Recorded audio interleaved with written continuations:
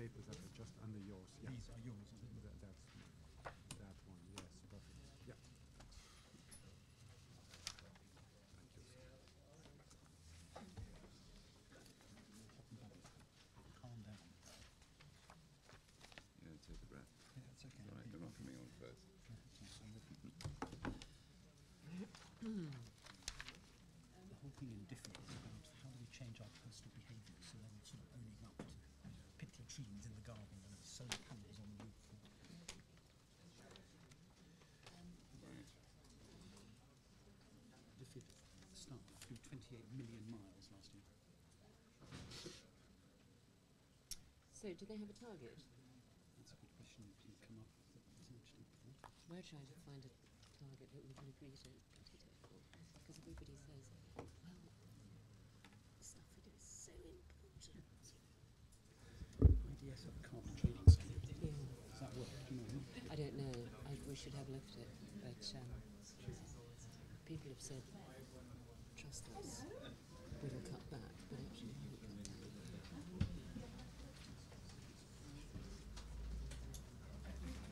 We should have coffee sometime. No, I'd love to do that. When you don't live in London, I know. I should come and see you in Brighton. We'll meet you or you come see us. but it's a performance, you know, then you sort of fill the day and then you don't really know. Brilliant, you get an accountable grant. Yeah, it's very good. I sent you on a similar note to that effect. Did you get an accountable grant? I'm seeing Andrew next week, but he seems to be taking the three of us as a trio, which is great. Lawrence is seeing him today. Neil, the future sessions on the climate change are on vertical funds, on how public climate finance can leverage private Business case. money and non-national delivery systems, aren't they? The next one is national delivery. Yeah, that's the next one. Anyway, that's the next one. Yeah. Let me see if I can put Yeah. Yeah.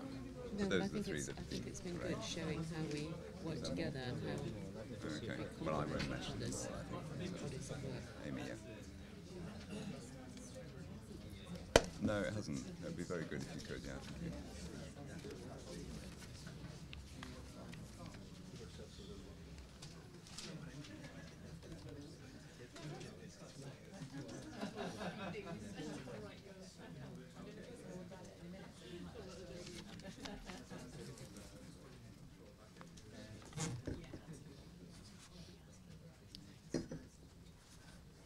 Yeah, so it's adaptation finance. Yeah. It's national delivery.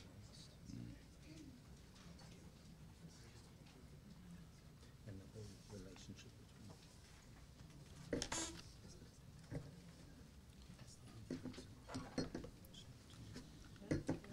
Dribble on my laptop. Thank you very much. How long are we speaking for? 10, 15 minutes. Yeah.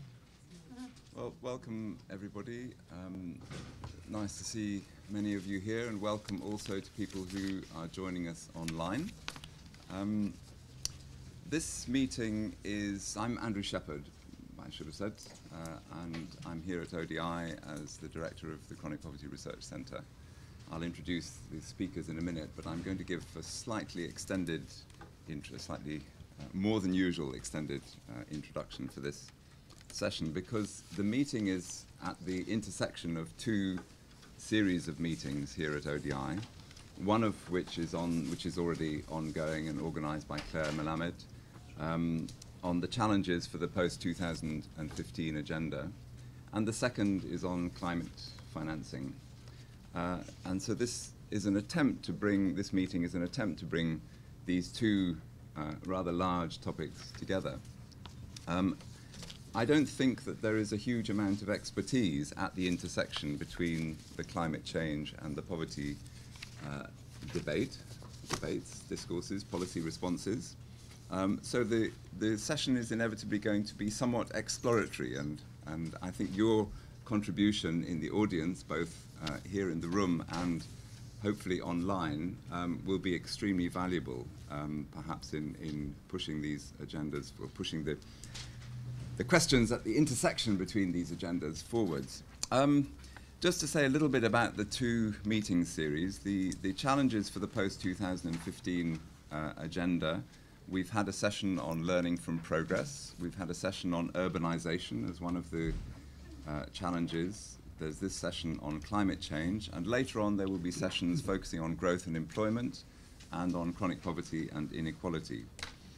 For the climate financing series, this is the first session. Future sessions, next week there will be one on whether vertical funds, one next week will be on national delivery systems for climate finance, and there'll be other sessions on whether vertical funds are the right model for climate finance, on how public climate finance can leverage private finance, and on adaptation finance. So that will be of interest to some of you, hopefully. Now, before I introduce this session in a little bit more detail, just some practical issues. And if I miss any of these, somebody who's more familiar with them than I am, please shout. But if you need the toilets are outside, ladies over there, and gents down the corridor and round to the left. If the fire alarm goes off, it means that there is a real risk of fire, and we just proceed out of the front door and down the stairs and collect outside. Please switch off your mobile phone. And I think in the discussion, I'll remind you of what the rules are when we get to the discussion, but just be prepared to mention who you are and where you come from, and keep your interventions reasonably brief, because probably there'll be quite a lot of interventions. I think coming to this session, the objective of the session is to see whether we can see strong relationships between the kind of responses to climate change which are being developed at global and national levels, and the financial flows which are being put in place in relation to that, and the development of a new or a modified development framework post-2015. I think some people would see the need in progressing beyond 2015 to somewhat shake up the development agenda, and there are lots of different views about how that shaking up is best done. One of the questions is whether looking at the development agenda in the context of climate change helps us to do some of that shaking up. I think there are other questions for the post-2015 agenda. Does the focus on environmental sustainability, on low carbon development, does this have implications for poverty reduction, for the management of deprivation, if you like, and the reduction of deprivation? There's perhaps an important link in terms of vulnerability to be explored between these two discourses. So there are all kinds of content issues which we can explore, but there are also some process issues, both at the international level and at the national level. The two discourses are pretty much going along separately, although there are some efforts to pull them together at different points. Do we need to do more to bring them together as discourses? Is there advantage in bringing them together as discourses? So I think there are lots of very interesting questions here. And to address those questions, we've got some very expert speakers who will come to these issues, I hope, from quite different angles. So first of all, Jan van der Moertele, who I won't give a full biography for any of the speakers, but Jan has worked for many years in the UN system. He was one of the co-architects of the Millennium Development Goals back in the late 90s and early 2000s. And he's now very widely written and published about the MDGs, and I think there was one of his most recent articles on the post-2015 framework made available for at least some of you outside, but it's published in Third World Quarterly if you want to follow up. In fact, Third World Quarterly has a whole issue this month on the Millennium Development Goals.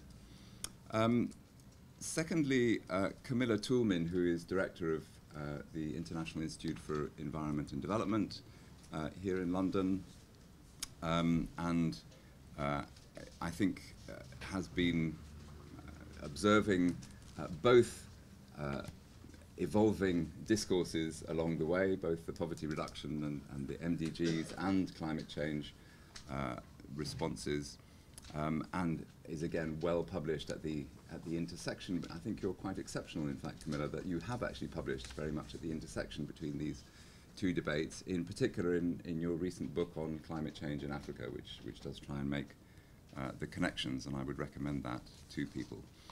Simon probably needs no introduction to most of you, having been director of ODI here for a very long period until, was it 2 years ago, Simon?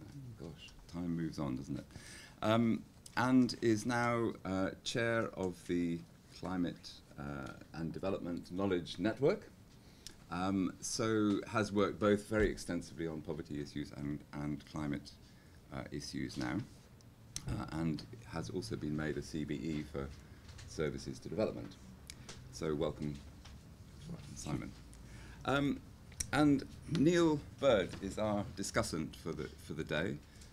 His research focuses on environmental policy and particularly the funding mechanisms to support environmental management, and particularly on climate finance.